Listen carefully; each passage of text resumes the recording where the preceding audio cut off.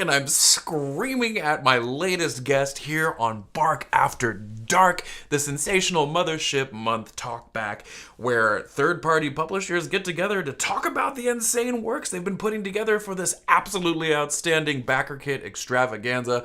Hi, Sean. It's me, Cameron from the internet. How are you? I'm okay. Good to see you, Karen. I'll take okay. Greetings from New Zealand. It is approximately 8 p.m. in Brooklyn now, and just past lunch, from what I understand in our conversation behind the curtain. Does that sound right to you? Yeah, pretty much, I yeah. Just past 2 p.m. welcome a lot of familiar faces here in the chat already. Today we are discussing Daedalus Station, Sean's project here in Mothership Month. So I think let's waste no time. On the theme of racing, Sean, we should race to express ourselves. I don't know what this metaphor is, and I've had a lot of It's a good caffeine. Would you segue. mind giving me the elevator lightning round pitch of Daedalus Station? Okay. Fuck, I gotta lock in. Check Can your I notes. swear on this? Can I Oh yeah, you swear on you this get live you get stream? Am I gonna be in 3. trouble? Yeah, I then they get send the 3. cops. Okay, I'm gonna put a tally down. Yeah. Um, right. Daedalus Station is a 48, 44, 48 page I think, hub module for Mothership that details a pirate space station that is obsessed with high-speed ship races. It is fully developed. There's a bunch of locations inside. There's all sorts of gameable stuff for players to interact with. It's kind of conceived as the place where in between the adventures that you're doing on your campaign, you're coming back Right. to this place and you're getting new jobs, and it's like a big circle. I believe you. I don't think there would be any reason for you to be lying. That sounds really, really cool. And when we were talking about this just behind the curtain, scratches an itch for formal racing rules that have come up shockingly more than you would imagine, at least at my table. I want to pry into your history, but that sounds like a really creepy way of checking your web browser, and that's not what I mean at all. Rather, I would love to learn. We were talking about how this is your second crowdfunding event. Was the first one for Mothership? I was too rude to even ask. No, that's all good.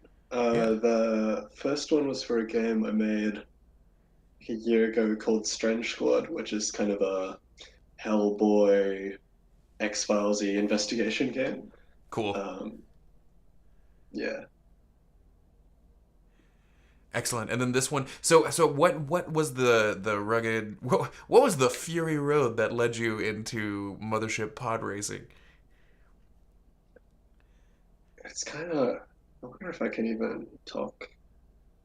Yeah, I'm sure it's fine. Okay, so basically, the project got started when, like, ages ago, Joel Hines, who does like Desert Moon of Karth, he's doing Interloper for this project, um, put out a thing and he was like, "I'm looking for pitches for the next Mothership book," and I went, "Ah, that sounds great. This guy's paying 20 cents a word, and I need money, so this sounds groovy."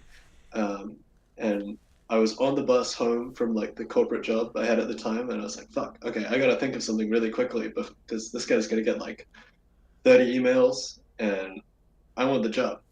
Uh, so it's like, space station racing, okay, and I started working on that, um, and that went back and forth for a while, and it didn't really materialize. Sure. I was meant to submit a plan. Um, and I submitted it late, but it was a whole manuscript. It was a mess. So that didn't end up happening. But then I had this like 8,000 word manuscript, and I was like, well, this is good shit. So I Yeah. don't want to, I don't wait, you know. Um, so I got in contact with Roz, who's the editor on this project, and we did a big pass over it, and we ended up gaining, once we had done all the edits, maybe like 4,000, 3,000 words. Nice. So that got it up to 11K, which is like, oh, holy shit. Um, and then we go through all the production and it's getting ready to release. And Sean McCoy goes, we're doing this thing called Mothership Month where we're going to promote all of your projects over this 1 month. And I went, huh, great. I have a module, and so I've kind of piggybacked off that, which is really handy. Yeah. You're in the excellent space of having something that's pretty much already written, even as you popped right out of the gate to join Mothership Month, which is an awesome position to be in. Also, congratulations! Like, if you, like everything in Mothership Month are going on right now, are performing the way they have been, then you're killing it. What you're at least at what 3 times your original goal already? Is that, do I have those numbers kind of in the right ballpark? Last time I looked, I think it was at like 550% or something, which is like So cool. crazy. Like, Yeah. I don't know. For Like, you this in is the like, chat that are just joining us, I'm sitting with Sean Murphy, creator of Daedalus Station on Mothership Month, and you can check out their work right down in the description here as we go. Sorry to totally interrupt you, Sean, but yeah, no, you're check good. it out. You can look at it, regard it as we talk about it. But yeah, you were saying the success. We found it totally overwhelming and are deeply thankful for the people that are probably in this chat. So, oh hey Andrew, good to see you. While you're Should here, I should please. I open up the chat? Should I be like looking at that, or I've kind of hid it away because I'm afraid of them, but like They're I don't terrifying know if I need to people. like. Yeah, the chat are just the lowest of the space slime of the universe, and as you're Scum. watching, you awful galaxy scum. If you have questions or accusations for Sean about Daedalus Station, about pod racing, about all of the above, or just mean things to say to either of us, please drop them in the chat, and I'm gonna do our best to Sean. I will just like relay the questions, and we Okay, welcome even cool. more of them right now. Killer audience, going at least for Mothership Month. Right off the bat, D Nivs, hey Well, D, awesome. says the racing league makes me think of the orbital slingshot racing you see in the episode or two of The Expanse. Always wanted to see something like that in a game. Me too. And then Midnight Tavern. What's up, Midnight? Longtime participant here in Bark After Dark says the cover art reminds me of Aether Racing in the anime Outlaw Star. You'll notice, Sean, neither of those were questions, but they do feed into my favorite question that we like to start things off with here. Is what are the cultural touch points? Like, what inspired you? Film, movies, music, etc., literature, that you draw on as you're picturing and creating Daedalus Station. Um, I think I don't know. That's a terrible answer to an interview question. I think for anything sci-fi, I always come back to Cowboy Bebop is like a piece of media that like lives in my head, rent free at Yeah. all hours of the day. So like the way the ships in that show look and feel, and the whole like kind of post collapse aesthetic that it's got going Mm-hmm. on is always in my mind.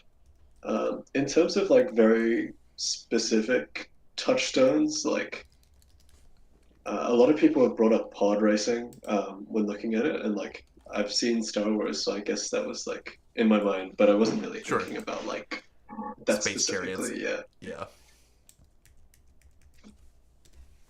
Well, cool. Yeah. So for those who are not initiated, would you mind, to the best of your ability, describing what a mothership pod racer looks like?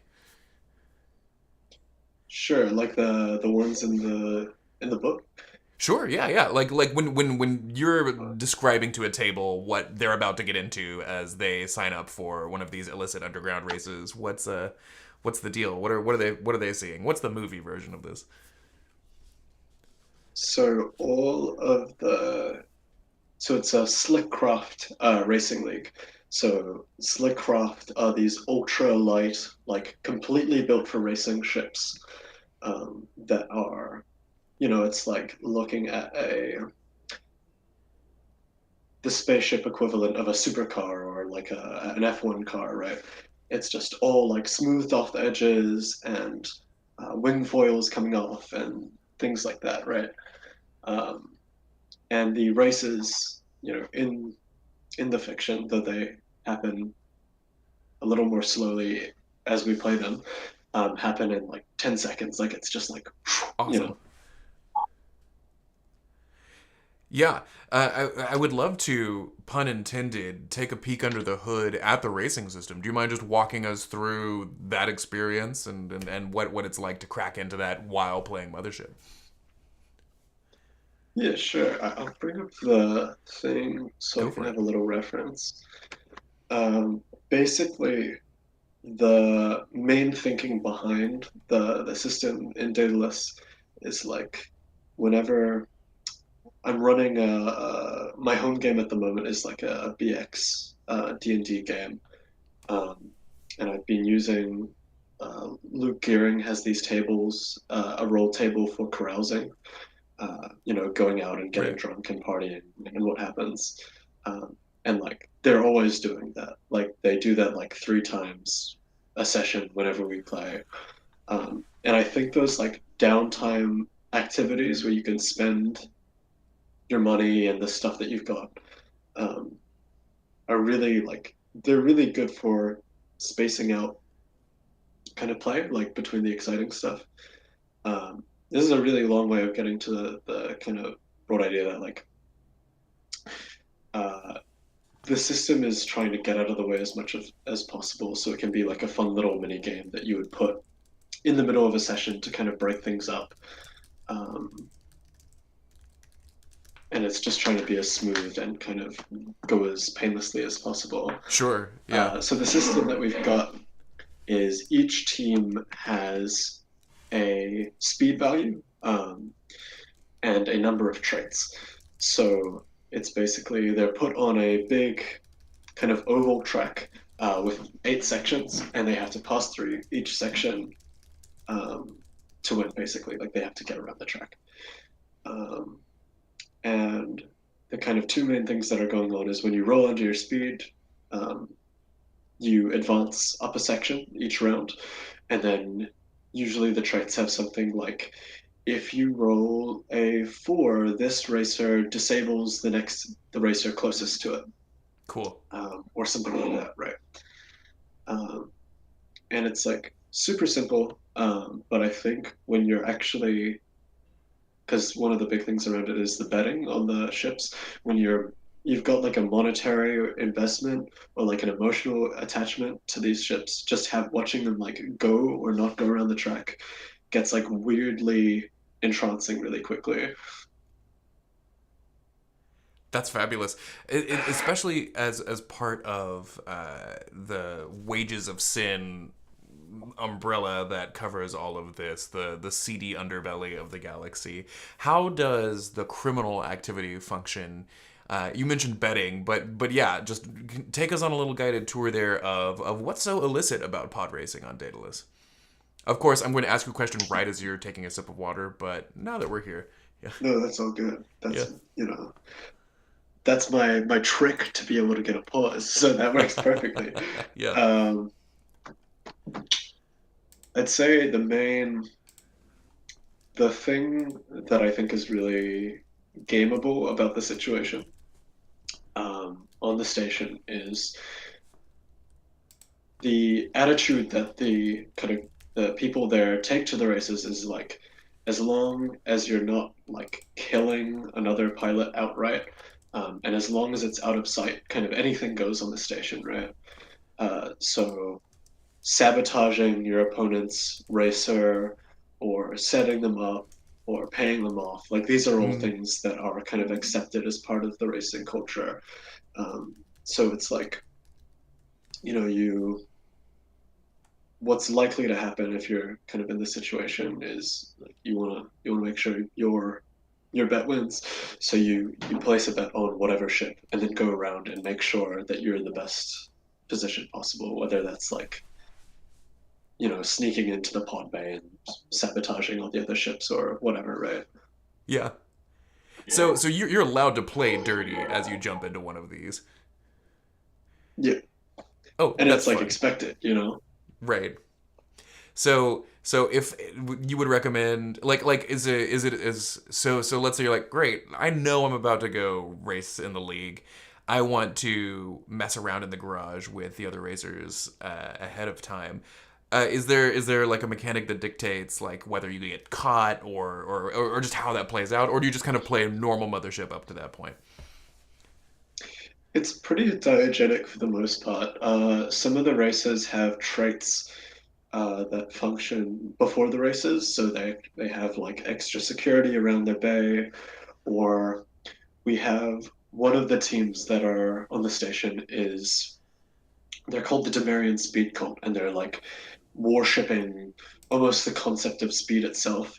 So they're never in the garage because they cannot stop moving. They're just like orbiting their ship and flying it around constantly.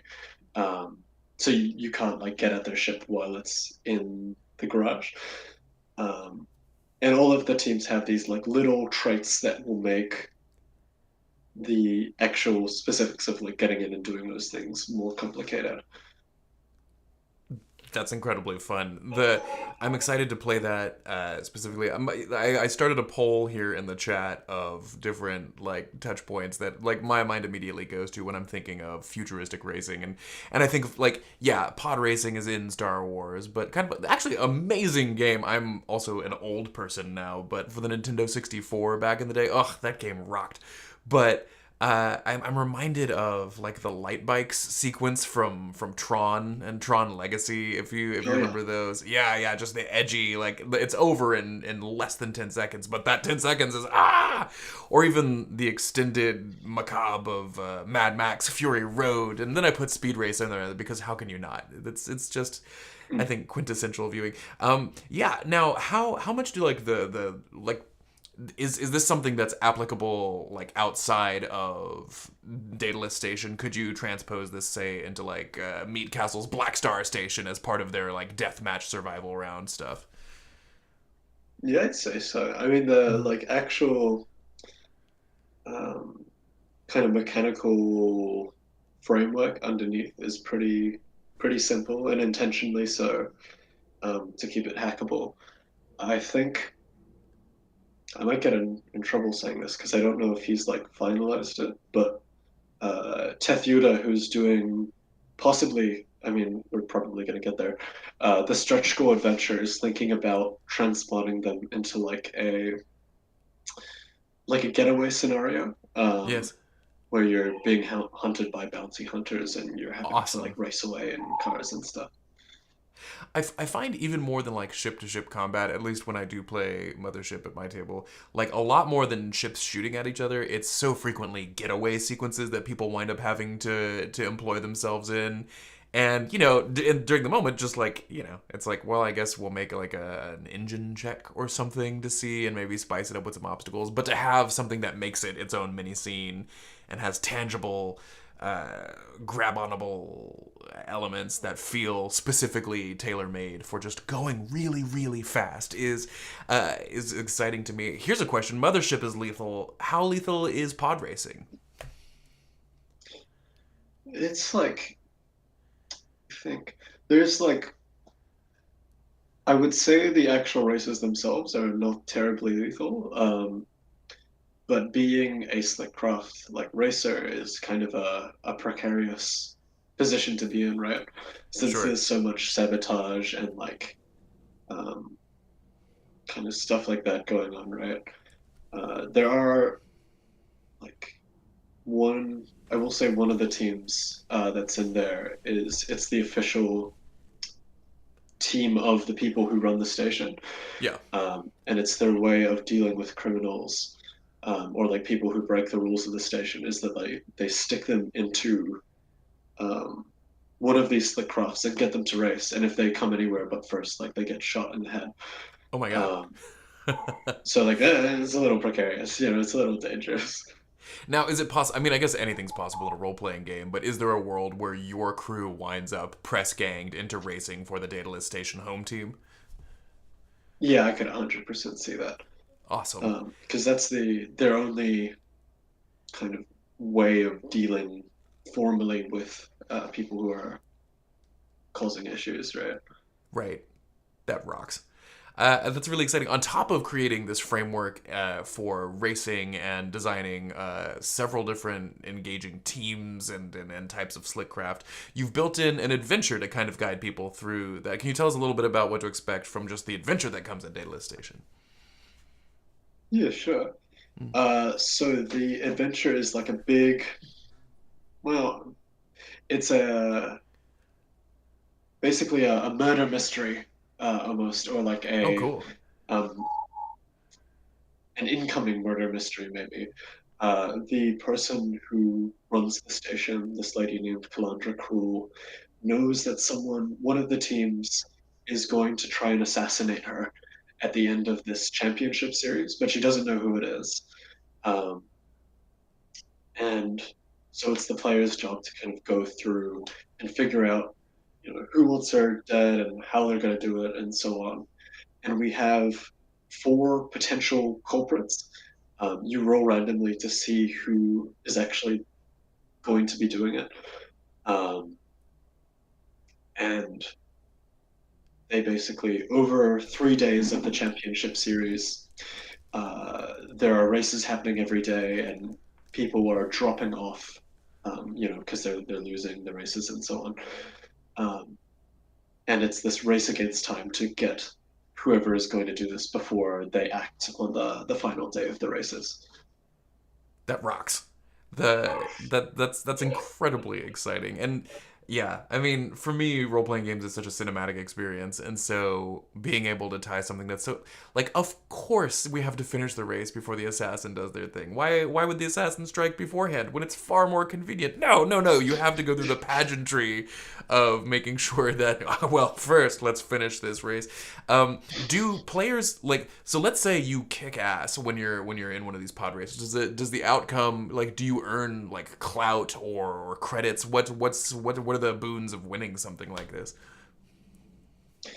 The boons, I would say it's mainly Boons. like a clout Yeah. and prestige sort of Hashtag situation. boons. I mean, your team, your team's definitely going to be like betting on you, right? So you're kind of wanting to please them in that way.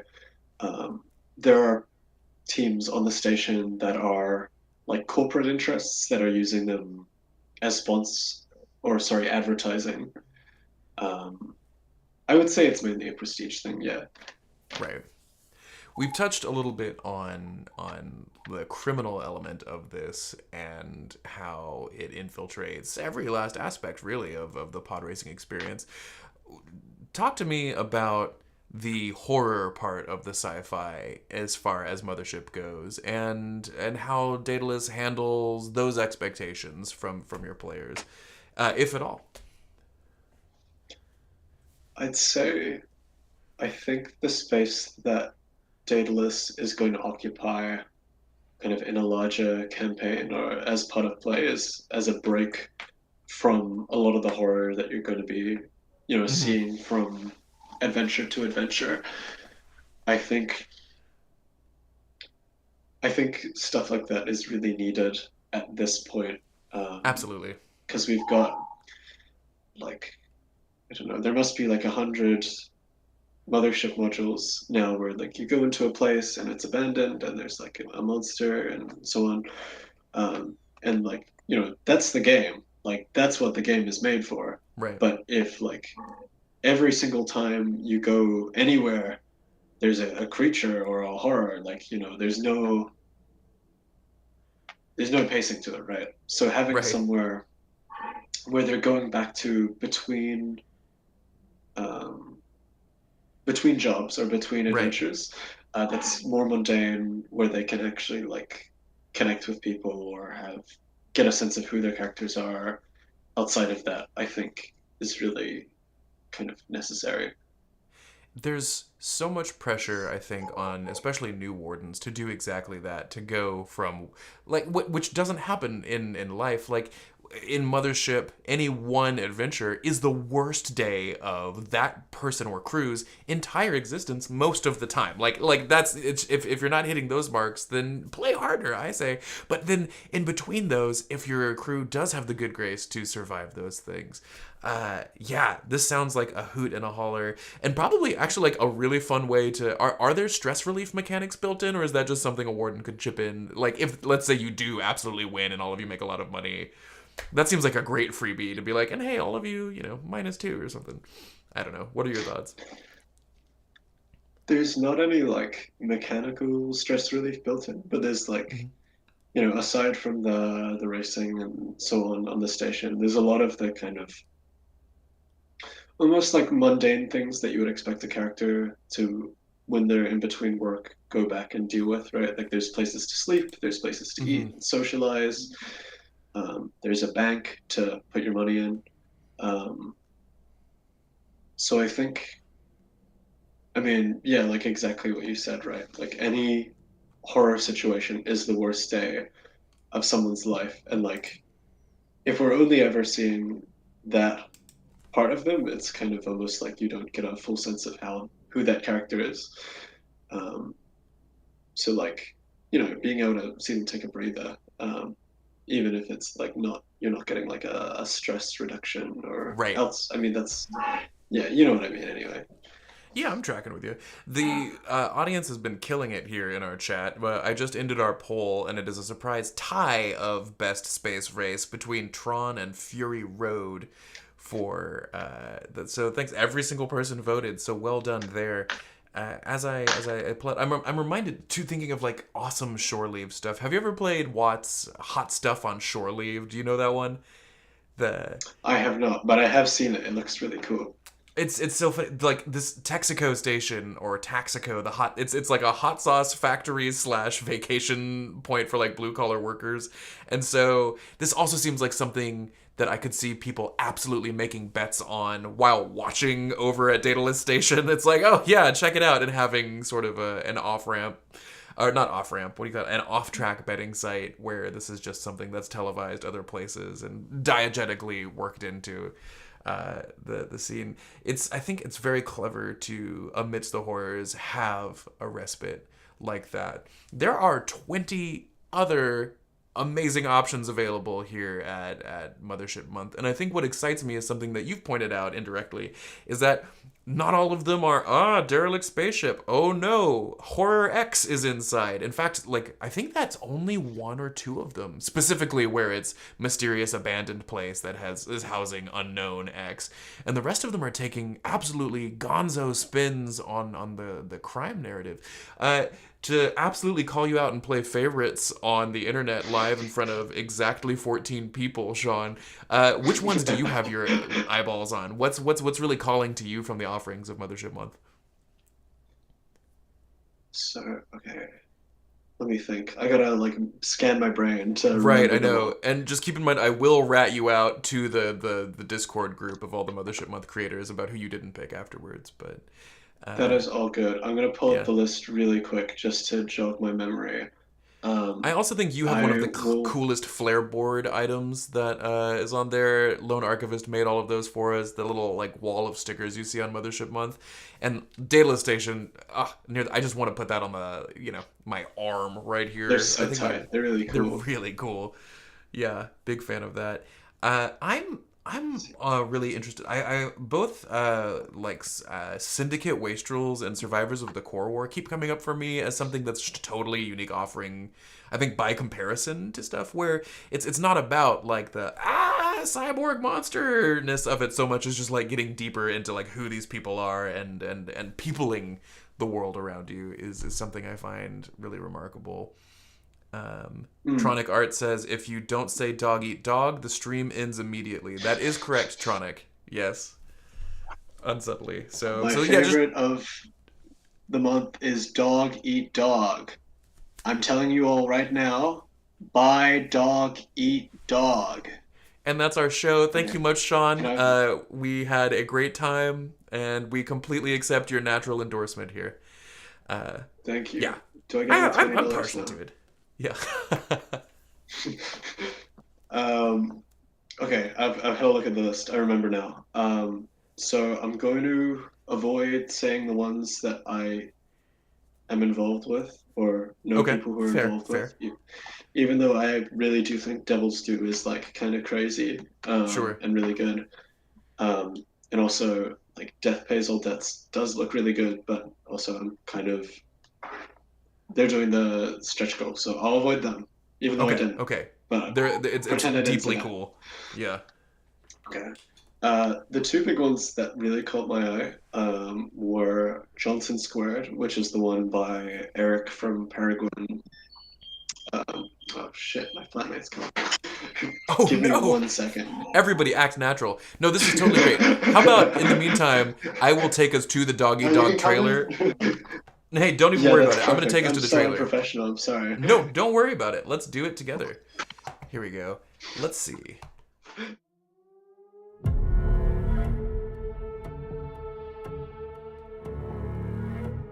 If you're listening to this, I'm sorry, but it's too late. You're in it now. They told you this was a place of healing, a chance to learn and grow alongside man's best friend.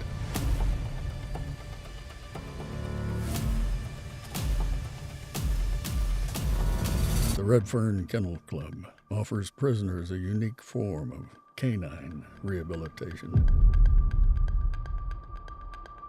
They said they don't just breed dogs here, they breed hope. But those best friends, well, they aren't so friendly anymore. And hope can die in a place like this.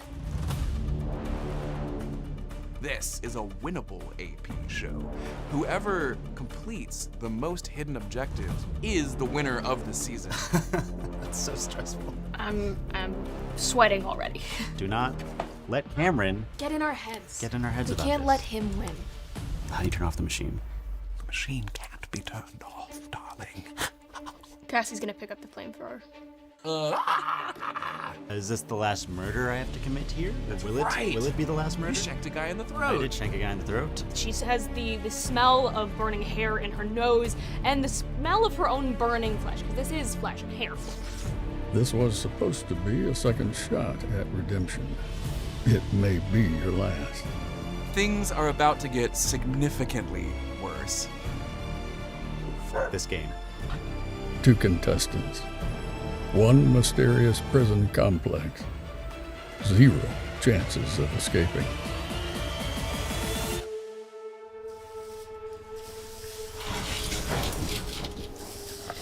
Dog eat dog. Only on the panic table. I hope no one cries. I think I'm not gonna cry. I'm gonna have fun. And I'm gonna ruin Hannah's life. I think that's what's gonna happen.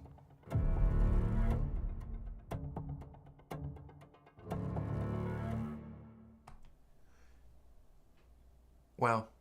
Wow, wow, We're wow. back. We're back. Hell Sean, yeah. I took a liberty to have the audience weigh in on what we should do about the roommate situation so far. We have 11 votes out of 15 people, so the poll is still ongoing. But right now, our options were kill, avoid, devour, and seduce? ?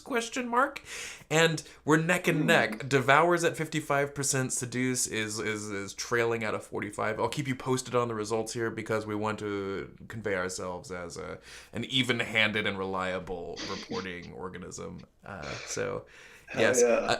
Yeah, If Jonathan she wasn't, like, Shadowraven. in her work uniform right now, I would totally pull her in because she's on the project and she's on Devil's Due. Oh, As cool. well. But we're not gonna dox my flatmate today. I love that. Yeah, right now the chat has weighed in as seduce, then devour. Somebody says seduvour, and then eat flatmate is coming up. Someone says health check. I digress. This is a wonderful segue, Sean, into talking about your team. You've got 3 other brilliant minds on this project, including your flatmate. Do tell. Yeah. Oh shit. Right. Who do we got? Yeah. Okay. So the people we have on the team, first on editing, we have Roz. Um, Roz is someone whose work I have like seen all around, who like people have always said like, you know, One of the if you greats. need to talk to her. She is like, I think she may be the GOAT. And I do not say this lightly. Like she is Wow. ridiculously good at what she does. And you should pay her money if you need editing. I'm not That's my questioning that at all. Do you have any like Roz goat stories? she's just like she just she's just good, you know. I Yeah. don't know how else to say it. Good Word. writing, very funny. There were um like every single I don't think I rejected a single edit or maybe beyond like one or two in the line and copy stage. And like Wow. this is like an 11,000 word manuscript, so like that's kind of like I don't know, that's pretty big. Yeah. She's really good though. We've also got Eric on the team. Um, Eric Hill. Eric is really good. He's he was originally like just hired on for like layout, but he's almost become like I don't know, like a partner on the project. Like he's super involved.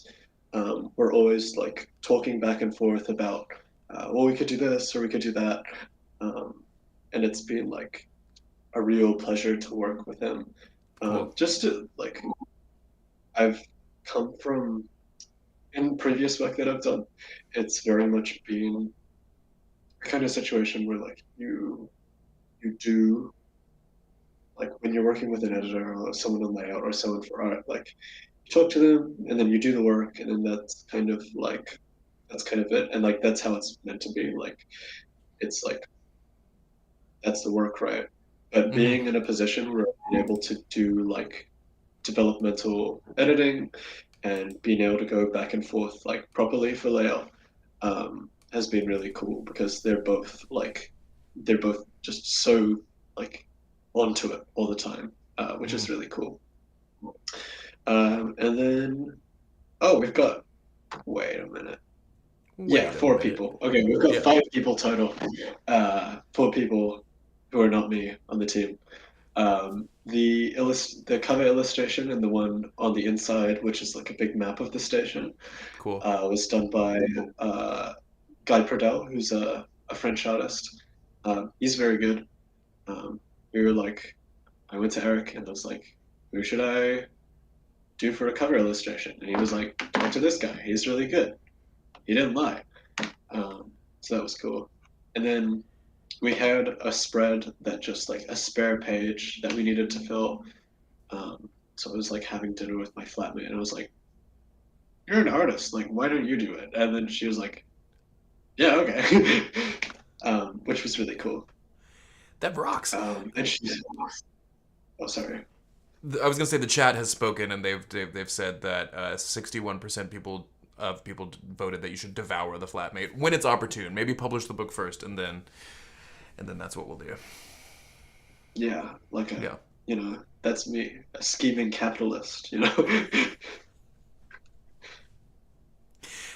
Wring I all I love. can out and then just.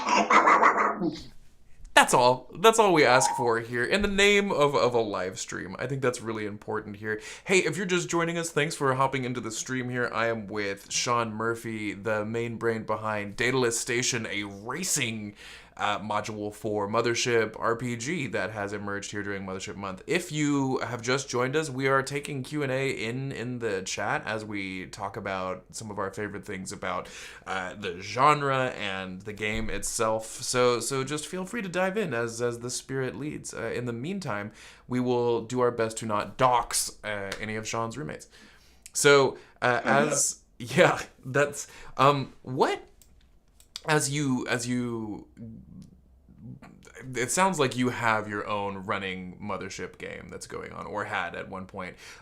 Tell me about some of the like beyond the obvious stuff of like what's listed in the player's guide. What are key ingredients that you've found as you run Mothership to really just have a fantastic time with your friends? Is that a fair question? A, B, what are they? I have to think about it a little. Sure, yeah. I think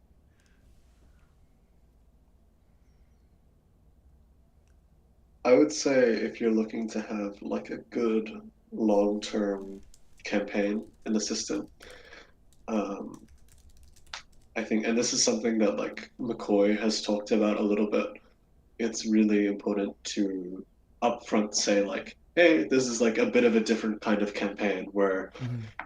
instead of having one character who survives all the way through, um, it's more likely to be like a cast that kind of loses and gains people as it goes on. Um, it's like a parade, as long people can leave the parade as long as someone um, takes their place, and it's all the same parade all the way through. Right. Yeah, Yeah. How do you find mortality rates at your table numbers wise? it's pretty dire and pretty cruel. Um, in the BX game we're playing at the moment, the death count is 12 after 20 sessions. So there's been a lot of printing. Um, but I don't know, it's kind of fun, right? Like once you realize, like, okay, my guy is probably gonna die in the next 5 to 10 sessions, people get really like really excited to do things that they would otherwise be too cautious or too, worried about to do, which is really cool. I think I'm too nice. I'm gonna just You use this reckon? as a little bit of like warden therapy here. Yeah, you know, like dying in Mothership is such a wonderful way to do the big thing. Like if you know it's not going to end well, rather than like self-preserve, just absolutely going bananas, leaning into the thing you want to see happen in the cinematic moment of that death, is such a special gift to all of the people at the table. And yeah, you shouldn't steer around it. You're watching me in real time come to grips maybe with my own mortality, Sean. So I didn't picture that's how this live stream would go, but yeah. No The, worries. right. DNiv says, or maybe everybody joins the parade and can never leave, Paprika style. I sense anime has something to do with what you've said, though I can't put my finger on if that's true. Please confirm in the chat. But I think so. I yeah, wouldn't know anything about that, I'm a uh, serious guy. well, Sean, what do you want to chat about? What do I want to? Yeah, Okay. We could. You know what? We could pick up where we were just before the break about sure. the Mothership Month projects. That's right. I reckon PK. We talked briefly about the Johnson Squared, the Eric Peregrine Coast Press adventure. That looks really good. Mm, Eric is like a powerhouse. He does so much stuff. Like he's mainly, I think his main thing is like working in fulfillment and shipping mm, um, over at PCP. But that adventure looks great. And I think the big sleeper hit of the month is going to be PK 49, which is the lone archivist joint, with the really like kind of, I don't even know how like you describe that aesthetic, but really like out there cover. it's totally Um, psychedelic, right? yeah, it's so Yeah. sick. And like when I saw it, I was like, that's the one. This is way up my alley.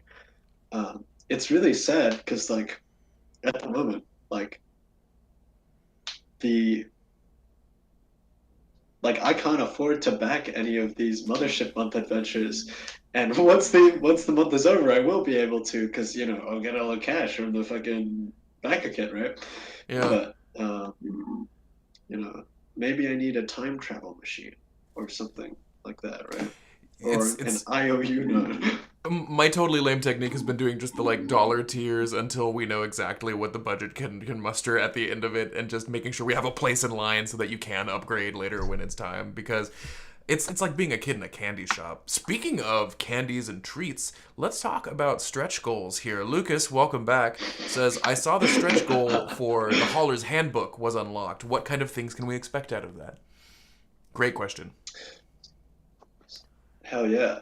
The Hollis Handbook is like, it is basically a job generator for doing hauling missions.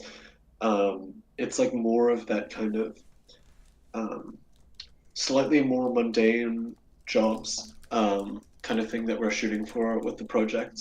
Originally, it was part of the book, and it was one of the things that like Roz said, "Hey, this is like kind of out of whack with the rest of the content. Like, you don't need this chapter. You should make it into a pamphlet or something." And I was like, "Oh hell yeah, stretch goal." But it's like it has tables for what you're hauling, how much that's worth, the complications that are going to come up in the job, how far you have to go away um, to do it. Um, and the hope is that all of these factors will co-align into creating like interesting and kind of stressful scenarios for those jobs, right? Mm. Octopus Inc. is in the chat, so if you're in trouble, you'll know shortly. But at the moment, Tuthida seems undeterred by the things you have said. Continuing on the theme of stretch goals, said Cameron, vaguely threatening Sean with his collaborator's knowledge. But yeah, what's you've unlocked all but one. We were talking about this before the show started. What's that last tier that your viewers here can expect to reach if all goes well? And I have a pretty good feeling it's going to. So the last tier, as far as I know, okay, so the broad kind of description of the last tier is Octopus Inc. Games slash Titular is going to write a pamphlet adventure set around or on Daedalus Station. So it's another assignment or job that you can do, while you're there. From the brief that they gave me, I think at the moment what they're leaning towards is a situation where the station orbits around this desert planet called Garrus, which is kind of like it's like a hideaway that people go to when they don't want to be found. Like there's no civilization. It's totally like unterraformed, and they're thinking about doing a scenario where you're escaping bounty hunters on that desert planet. Cool. And that looks like really, really cool. Speaking of stretch goals, Sean, would you believe that we are just a kitten's breath away from our own a dog's breath? That I feel like that's neither of these are good analogies. That we are perilously close to hitting our stretch goal of doubling down on dogs, double dog downing. No, that's downward dog. We have 10 kinds of horrors in our penitentiary, the Red Fern Kennel Club, already, just as you get the adventure wholesale. And hey, viewers, although all of you have been in the stream before, I recognize every single name in here, so you've heard this spiel before. But once we hit 25, we're doubling the amount of horrors for a total of 23 terrifying things that you can encounter while you are in the Red Fern Kennel Club and Rehabilitation Ranch. So hey, I mean, if you've got a spare $2,000, drop it. Just drop it right in the campaign. Let's field goal kick Sean's team into their final stretch goal and give us a boost. Why wouldn't you do that? Why are you here? Why are you here? And if that person is in the chat, feel free to send some of that love my way too. Yes. I have no qualms if you're unethical, if you make your money off like military or other kind of horrible industries. Just don't tell me, and I'll take it. Yeah, we don't need to know where the money comes from or where the blood is. That's fine. Justin Estrada, editor on the Panic Table, and in the chat says, a chihuahua's sneeze away. There we go. That's Wicked Oni Publishing. Hey, man, welcome back. We just did a Bark After Dark with him a few days ago.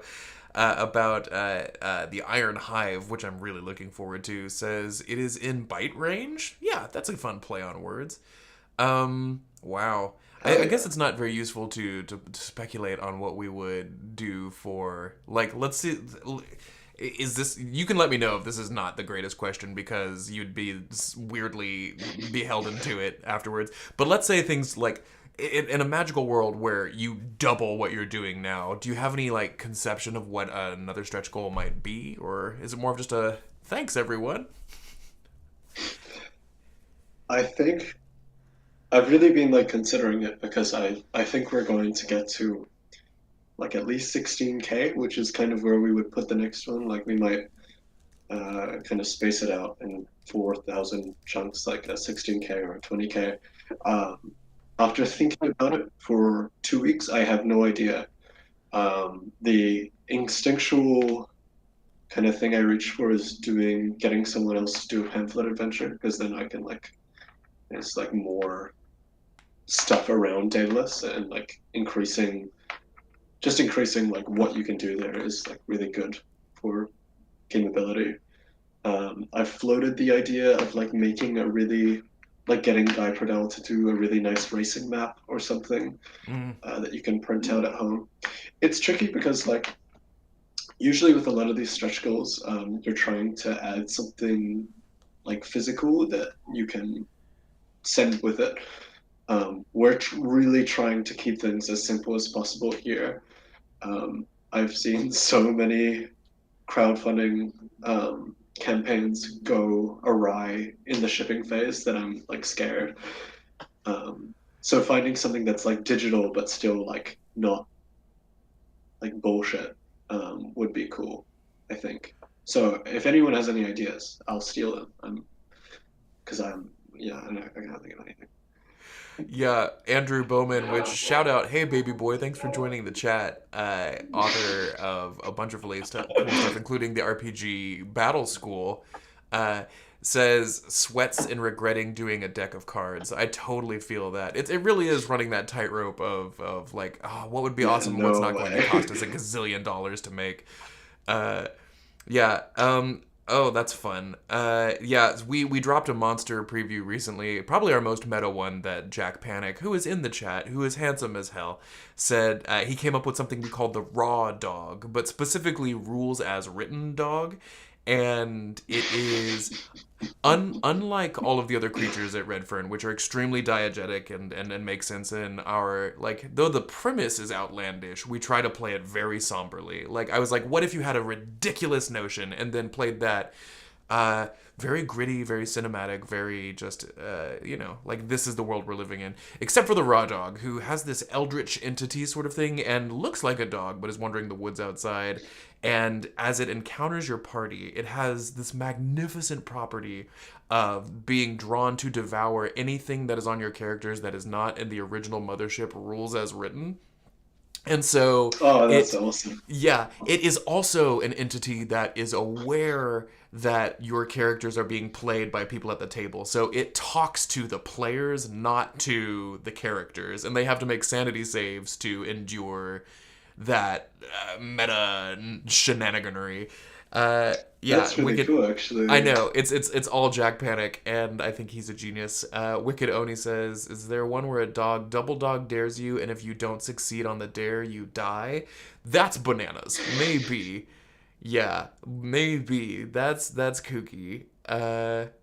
Wow. Yes, we have about 5 minutes left here in the conversation, so two things. If you have ideas for stretch goals for us, we're not above taking that. Let's crowdsource both the money for these items and for the ideas for stretch goals. Let's do it. Yeah, and if you have any remaining questions about Daedalus Station, about underground pod racing, or, well, I mean, I guess the racetracks themselves, where do they occur? This is a very banal question. Below ground, above ground, in the air? Where are these happening? It's like, how would I? No, I'm not gonna draw a diagram. That's stupid. And like hold it up to the webcam. It's like the space station. I can maybe do it with my hands. Is shaped like a circuit, right?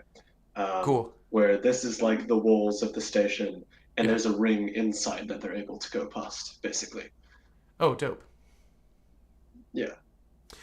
I remember, and this is apropos of so little, but when my family got their first home computer, and this must have been in like 1995, there was this CD-ROM game that came with it and came with a free joystick, and I don't know what the deal on that was, but it was called Mega Race.